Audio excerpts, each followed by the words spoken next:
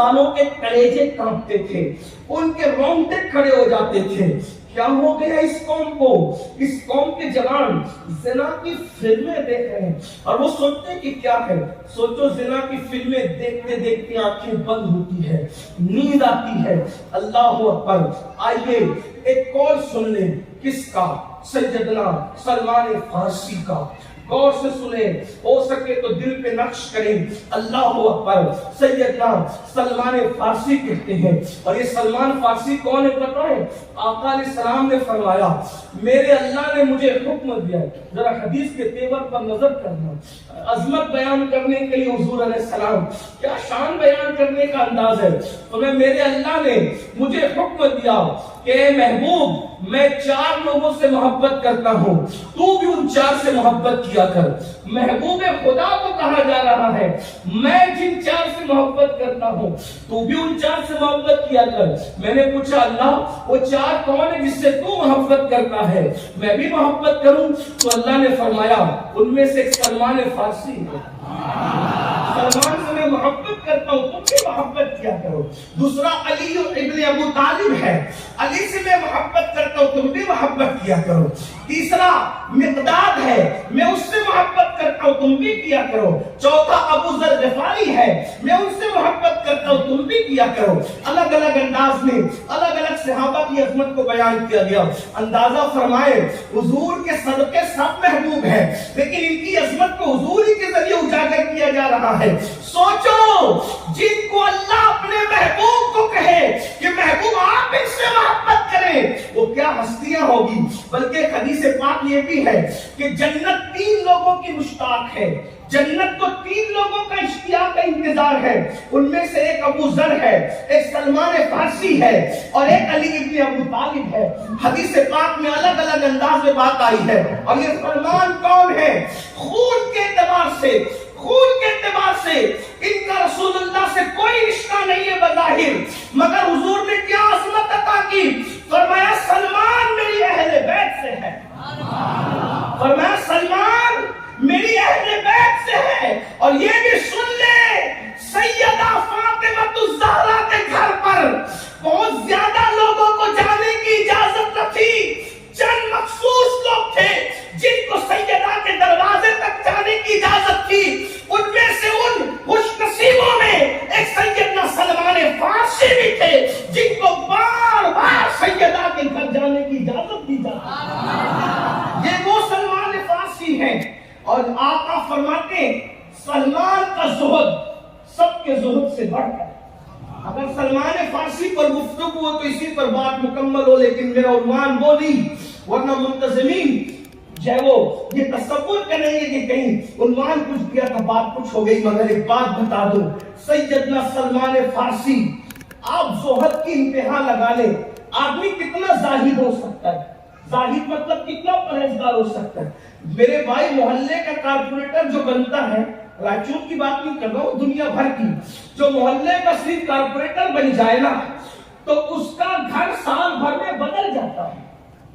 اس کا گھر سال بھر میں بدل جاتا ہے، گاڑی اس کی سال بھر میں بدل جاتی ہے، لباس اس کا سال بھر میں بدل جاتا ہے. یہ محلے کا چھوٹے سے محلے کا کارپوریٹر ہے جس کی تنخواہ لیگلی طور پر چند ہزار روپے ہوتی ہے، مگر یہ میرے نبی کے صحابی سلمان فارسی سلمان محمدی ہے.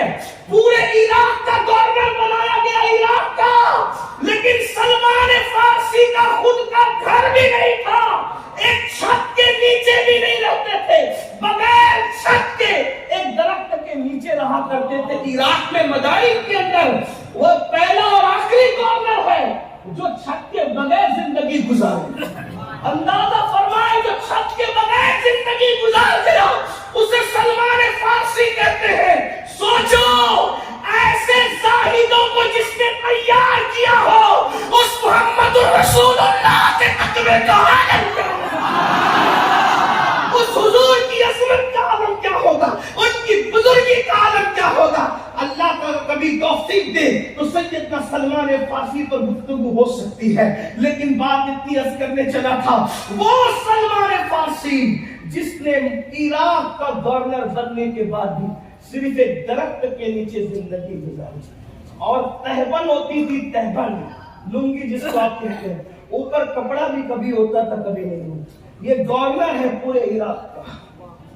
سوچو زہد کی کبھی لا سکتے ہو مثال؟ لوگوں نے عمارتوں میں عجائب بنائے، بولے یہ فلاں ملکوں میں عجوبہ، یہ فلاں ملک میں، یہ فلاں ملک میں، اور دنیا کے کتنے عجوبے؟ کتنے؟ 7 عجوبے دنیا کے۔ بھائی ان عمارتوں جیسی کوئی نہیں ہو سکتی۔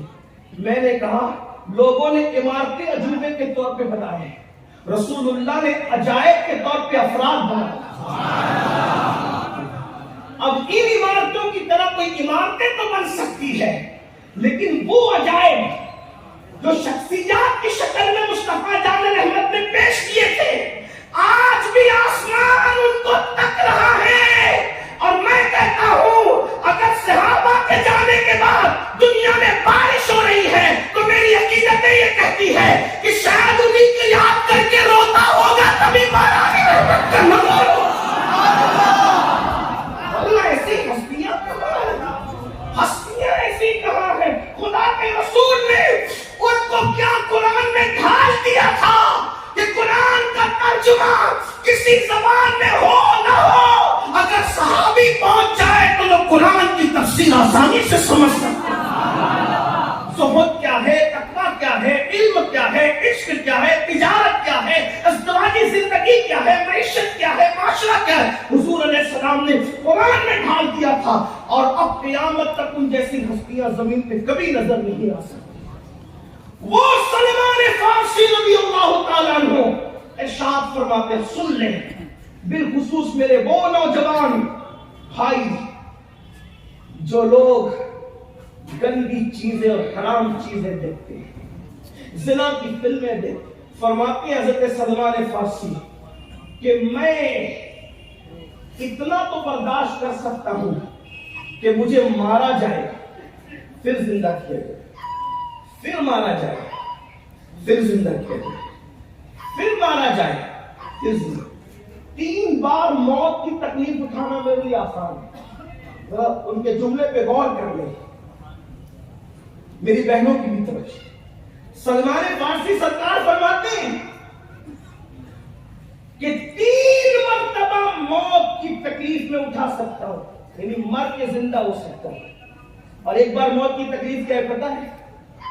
انسان کو تلوار کی 313 ضربے ایک ساتھ لگائی جائے تو اتنی تکلیف نہیں ہوتی جتنی تکلیف انسان کو مرتے وقت ہوتی۔ زمین اور آسمان کو انسان کے سینے پہ لپیٹ کے رکھ دیا جائے تو اتنا بوجھ نہیں ہوتا جتنا موت کا بوجھ انسان محسوس کرتا ہے۔ انسان سوئی کے ناکے سے سانس لے تو کیا کیفیت ہوتی ہے، اس سے زیادہ مرتے وقت انسان کا دم گھٹتا ہے۔ اب سن لو، اپنی راتوں کو رنگین کرنے والے، خدا کے لیے اپنے حال پہ رحم کرنے، یہ دنیا میں مکر و فریب کا شکار ہونے والے، شیطان کے ہاتھوں کٹ پتلی بننے والے، جوانی کو داؤ پہ لگانے والے، جوانی کی راتوں میں پاپ کرنے والے، ذرا توجہ سے دھیان سے سن لیں، اللہ دور نہیں ہے، اللہ شیخ سے زیادہ قریب ہے، وہ ہم سے غافل نہیں ہے، وہ غافل ہونے سے پاک ہے۔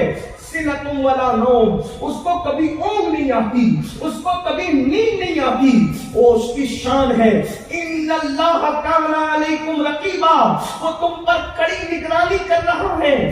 سب کی نظروں سے چھپ سکتے ہو، رب کی نظروں سے نہیں چھپ سکتے، اور اس کی شان یہ ہے، شان غیرت یہ ہے، ان عذاب ربک لواقع، اور بے شک تیرے رب کا عذاب واقع ہو کر رہے گا۔ ما لہو من دافع، جب وہ عذاب دینے کا فیصلہ کر لے تو اللہ کے عذاب سے تجھے کوئی نہیں بچا سکتا۔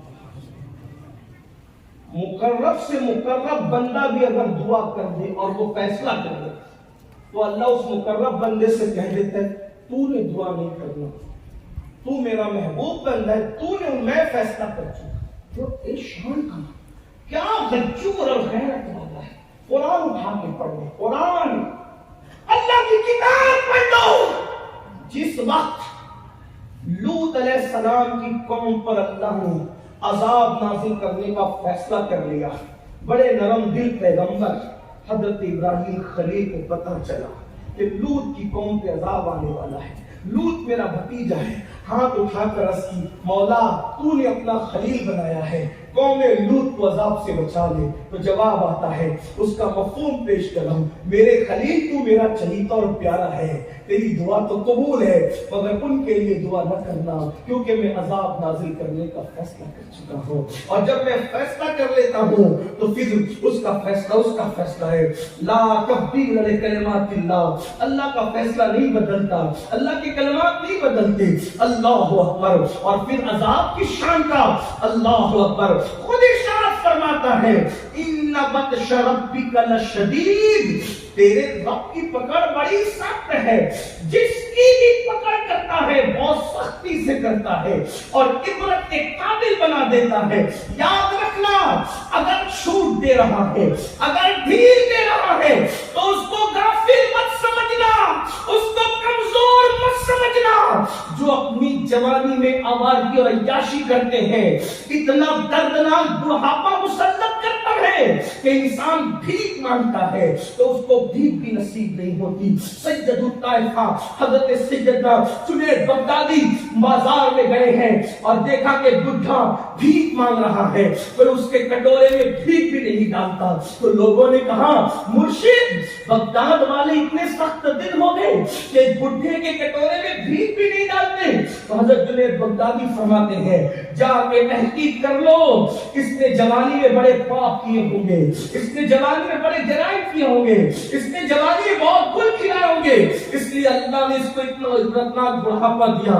اے میری قوم کے جوانوں، کیا سمجھ رکھا ہے؟ تو وہ بات پوری کر دوں۔ سرکار سلمان فارسی کہتے ہیں 3 مرتبہ مر کے زندہ کیا جانا، وہ تکلیف تو اٹھا سکتا ہوں، مگر 1 مرتبہ کسی کی شرمگاہ دیکھوں یہ مجھ سے برداشت نہیں ہو سکتا، کیونکہ 3 مرتبہ مرنے میں جو تکلیف ہے، توجہ، 3 مرتبہ مرنے میں جو تکلیف ہے وہ آسان ہے، لیکن ایک بار زندگی میں اگر جان بوجھ کے کسی کی شرمگاہ دیکھ لیا، کسی کو دکھا دی، تو وہ عذاب اتنا بڑا ہے کہ 3 بار موت کی تکلیف تو سنی جا سکتی ہے، مگر ایک بار کسی کو ننگا دیکھنے پہ جو عذاب ملے گا یا خود ننگا ہونے پہ جو عذاب ملے گا وہ تکلیف نہیں سنی جا سکتی۔ کون کہہ رہا ہے؟ یہ حضرت سلمان فارسی کہہ رہے ہیں۔ اب مجھے بتاؤ، ایک بار کسی کی شرمگاہ دیکھنے پر یہ عذاب ہے، تو جو راتوں کو زنا دیکھتے ہیں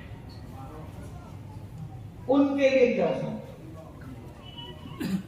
اور یہی زنا کی فلمیں میری قوم کے جوانوں کی جوانی کو آگ لگا رہی ہے۔ 16 سال اور 17 سال کی عمر میں پہنچ کر وہ کچھ کر لیتے ہیں جو 35-40 سال کی عمر میں پہنچ کر بھی کرنے کا تصور نہیں۔ آج جوانیاں لٹ رہی ہیں، جوانیاں برباد ہو رہی ہیں۔ آج شریف ماں باپ سکون سے نہیں سو پا رہے، ہر ماں باپ کی طرف ہے کہ میرا بچہ کہاں ہوگا، میری بچی کہاں ہوگی، اور جو ماں باپ سکون سے سو رہے کہ میرا بچہ تو بگڑ ہی نہیں سکتا، ان کو یہ بات کا احساس نہیں کہ جب نوح علیہ السلام کا بیٹا بگڑ گیا تو کون سی کھیت کی ہوگی، آپ کہاں ہو؟ اللہ اکبر۔ نوح علیہ السلام کے دور میں یہ فلمیں تو نہیں تھی، یہ آوازی تو نہیں تھی، یہ گندی تو چیزیں تو نہیں تھی، پھر بھی نبی کا بیٹا کیوں بگڑا پتا ہے؟ نبی کا بیٹا، نبی کے قوم کے اندر کچھ بگڑے ہوئے لوگ تھے، صرف ان کے ساتھ بیٹھے بیٹھے وہ بگڑ گیا، نبی کا باغی ہو گیا۔ قرآن نے اس کے بارے میں کہا لیس من اہلی، اب یہ آپ کی آج سے نہ رہا، اور پھر کا اس کا عمل اچھا نہیں ہے۔ اللہ اکبر۔ غور فرمائے، جو ماں باپ سکون سے اس کی سانس لے رہے ہیں، مجھے نہیں سمجھ میں آتا کہ آخر انہوں نے کون سی مے پی ہے اور کون سی گارنٹی لائی ہے۔ اللہ اکبر۔ الیاذ باللہ۔ ارے جب حضرت سعد ابن ابی وقاص جنتی صحابی کا بیٹا، سعد ابن ابی وقاص عشرہ مبشرہ میں شامل سعد ابن ابی وقاص کا بیٹا بگڑ گیا، حضرت سیدنا امیر معاویہ کا بیٹا بگڑ گیا، اندازہ فرمائیں کیسے مقدس لوگوں کی اولادیں بگڑی۔ ہم لوگ سکون اس دور میں تو لوگ کتنے گناہ کے معاملے کے اندر ترقی یافتہ تو نہیں، اس دور کی تو صحبتیں اتنی گندگی، آج کیا ہے؟ میں ان لوگوں کو جو بگڑے ہوئے ان کو کم مجرم نہیں بتا رہا ہوں، لیکن ایک بات کہتا ہوں کہ وہ اس وقت میں لوگ زنا کر سکتے تھے. زنا دیکھنے کا مزاج تھا. اب کتنی گندی فلمیں ہیں، اور یہ گندی فلمیں کتنے گناہوں کی طرف لے جا رہی ہیں. ایک گناہ تو یہ ہے کہ نوجوان اپنے ہاتھوں سے اپنی جوانی کو ضائع کرتے ہیں. باپ کے شادی کے قابل نہیں رہے، پاگل بھی ہو جاتے ہیں، پھانسی بھی لیتے ہیں. اس لیے کہ جب جوانی کو ہاتھوں سے ضائع کریں، اپنے ہاتھوں سے مشتزنی کریں، اس کے بارے میں اللہ کے رسول علیہ السلام فرماتے ہیں جو ہاتھوں سے جوانی کو ضائع کریں گے قیامت کے دن ان کے ہاتھ حاملہ ہوں گے. اور ان کے بارے میں کہا جائے گا یہ وہ ظالم لوگ ہیں جنہوں نے اپنے ہاتھوں سے اپنی جوانی کو ضائع کیا. بہت خیال کی، لیکن کریں کیا؟ جس وقت کسی کے گھر میں آگ لگی ہو اور سرمایہ جل رہا ہو تو انسان آواز کی خوبصورتی دیکھے گا یا چیخ کر لوگوں کو بچانے کی کوشش کرے؟ اس وقت اس میں چیخ نہیں ہے. ایک گھر چلے تو انسان چیختا ہے. یہاں تو پورا معاشرہ چل رہا ہے، قوم کا ہر جوان چل رہا ہے. وہ جوان جس کو ڈاکٹر اقبال نے کبھی اوقاف کہا، وہ جوان جسے قوم کا سرمایہ تھا، وہ جوان ہاں وہ میری قوم کا جوان تھا، وہ میری قوم کا جوان تھا، مسلمانوں کا جوان جس نے اندلس کے ساحل پہ کشتیاں چلائی تھی. وہ حوصلہ تھا تمہارے اندر. پاپ اور جرائم میں ڈوب کر کے بزدل بننے والے جوانوں، اللہ کرے میری آواز صرف رائچور تک محدود نہ رہتے ہوئے شرق غرب کے ہر جوان کے کان تک پہنچے. او بزدلوں، سائے سے ڈرنے والوں، موت کے نام سے گھبرانے والوں، پاپی ہوئے، مجرم ہوئے، جرائم پیشہ ہوئے، اس لیے تم بزدل ہو گئے. تم ہی تھے، تم نے اندلس کے ساحل پہ کشتیاں جلائی تھی.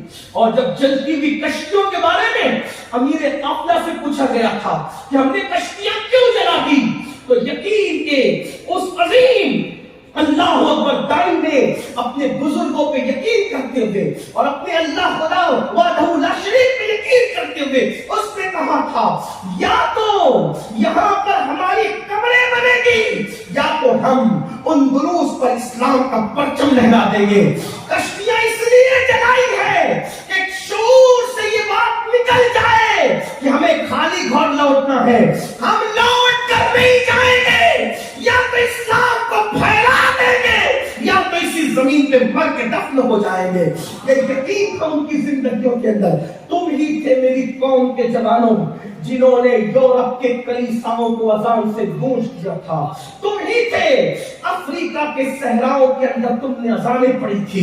تم ہی تھے بحر ظلمات میں تم نے گھوڑے دوڑائے تھے اور کہنے والے کو تاریخ بتاتے ہوئے کہنے پہ مجبور ہونا پڑا تھا کہ اذانیں کبھی یورپ کے کلیساؤں میں اور افریقہ کے تپتے ہوئے صحراؤں میں دشت تو دشت ہے، دریا بھی نہ چھوڑے ہم نے، بحر ظلمات میں دوڑا دیے کوڑے ہم نے. اب تم کیا یورپ کے کلیساؤں میں اذان پڑھو گے؟ جو اپنے بچے کے کان میں اذان پڑھنے کی حیثیت نہیں رکھتا وہ یورپ کے کلیساؤں میں کیا اذان پڑھے گا؟ جو اپنے باپ کا جنازہ پڑھنے کی اوقات نہیں رکھتا وہ بحر ظلمات میں گھوڑے کیا دوڑائے گا؟